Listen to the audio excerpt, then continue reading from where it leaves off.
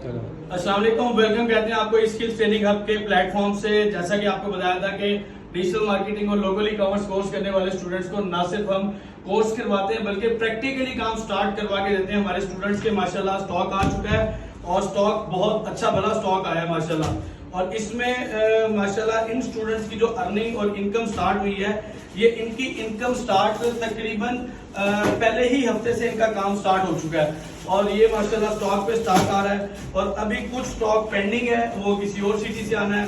ये कराची से लोकली हमने ऑर्डर किया है। और ये देखिए जी, आप भी अगर ई कॉमर्स सीखना चाहते हैं, प्रैक्टिकली करना चाहते हैं, लोकली ई कॉमर्स सीखना चाहते हैं, ये छोटी सी प्रोडक्ट है, मैं आपको क्या बताऊं, ये इतनी सी प्रोडक्ट है और इसमें हमें पता है कि कितना प्रॉफिट हमें मिलना है। तो अगर आप इंशाल्लाह सीखते हैं तो ना सिर्फ सीखेंगे बल्कि प्रैक्टिकली काम करेंगे और इंशाल्लाह आपका सेटअप लॉन्च करवा के दिया जाएगा।